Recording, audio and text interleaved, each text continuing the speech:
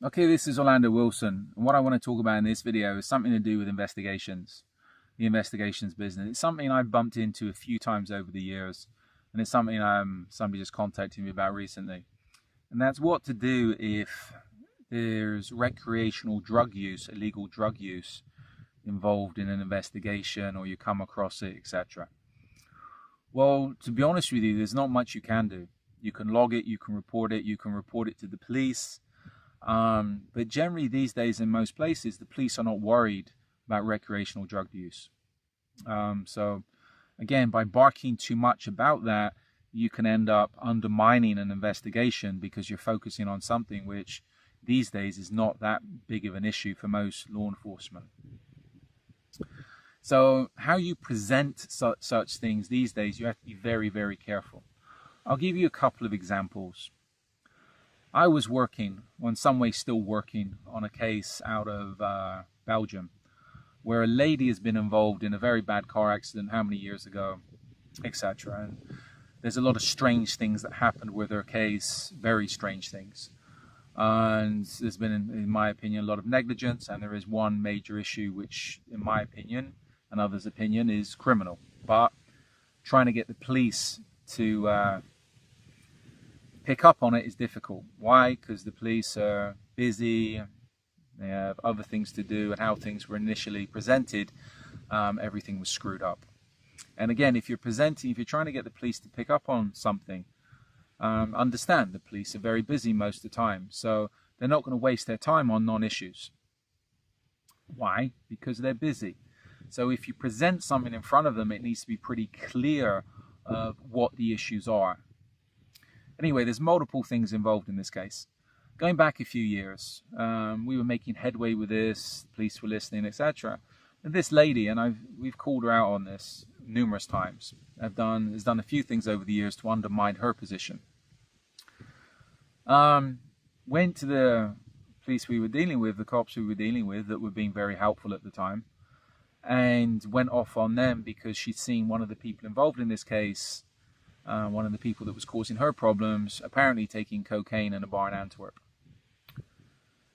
Antwerp is a major drug hub in Europe. It's one with that, and Rotterdam is where most of the cocaine coming in from Latin America is arriving in Europe. It's a drug hub. So for somebody to be taking cocaine in a bar in Antwerp is the same as somebody eating a hamburger in America. Same. I'm sure the law enforcement and politicians in Antwerp are doing everything possible to combat the issue, but the narcos have plenty of money, right? Leave it there. Anyway, this lady went to the police and reported this, and it's like, okay, it's a complete non-issue. And she made a big issue with the police over this after she was told not to. And again, if nothing else, we said to her, and I think the lawyer spoke to her as well, well, I know he spoke to her, saying, okay, prove it was drugs, prove what this person was taking was actually cocaine. And again, in most places, recreational drug use is virtually decriminalized, even if it's still criminal. People don't care. So there was no proof that even if this lady saw this guy and girl sticking a powdery substance up their nose, there's no proof it's cocaine. Also, you have to take into consideration filming those people in public, and I think Belgium's got pretty strict privacy laws. Again, you could be getting yourself into more trouble because you're in violation of privacy laws, etc., etc.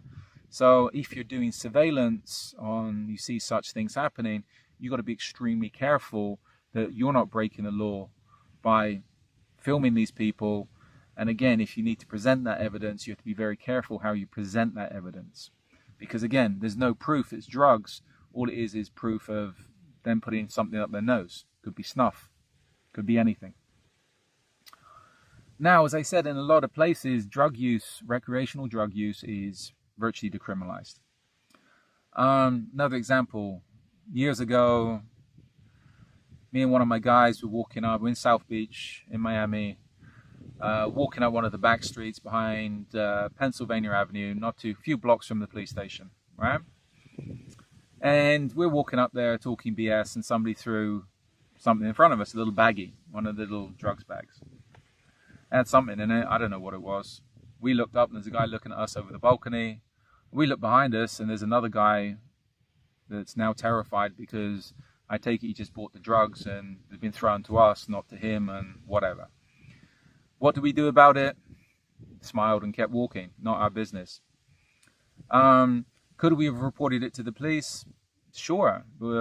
If there's people selling drugs that close to Miami Beach police department, police station, well, I don't think the police are going to be particularly responsive, right? And if we did call the cops, what are they going to do? Send a patrol car an hour later, by which time all the kiddies would just disappear with the drugs, etc. So, non-issue. These days, drug use is prevalent. So again, you have to be very careful if you're reporting it. I have one case where, well, one issue of reporting, if somebody's addicted to drugs, they can play the sympathy card and get off with their drug use as being a victim, etc., etc. So you have to be very careful how things are presented. Now, going back even further, I'll give you another story. This is back in London this would have been the mid-90s. Somebody I was working for, they owned a security company. Nice guy, but how can we put it? A little bit of a hand grenade in himself.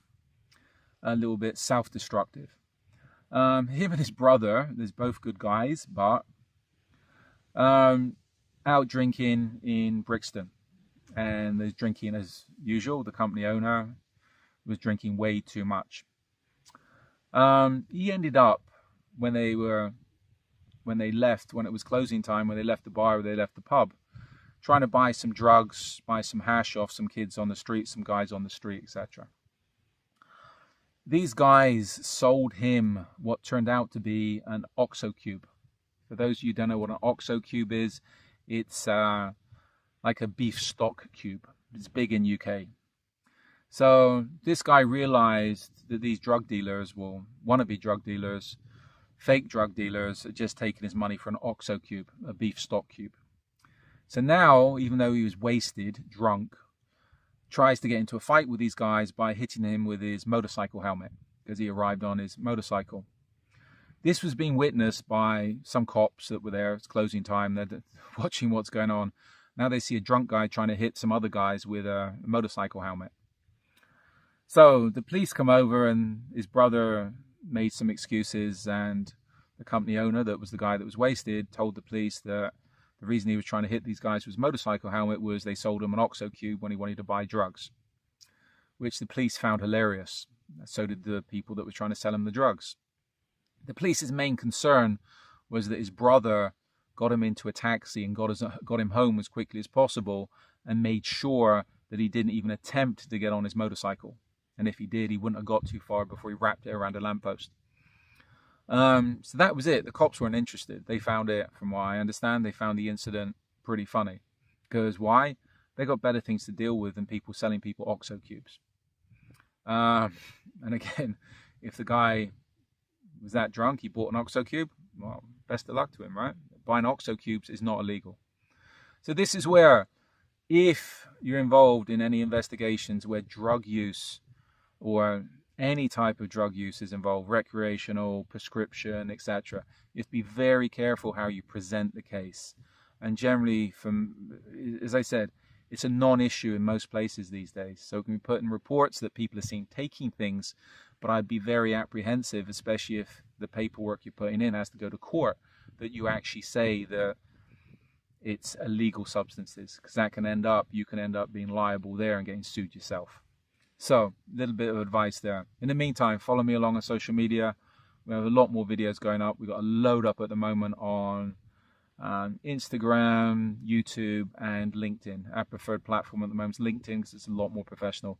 Also, check out my books on Amazon. I have an array of books on various aspects of the close protection, investigation, kidnapping, ransom business, etc. In the meantime, be good, stay safe, stay out of trouble, and don't go reporting people for buying OXO cubes. It's not illegal.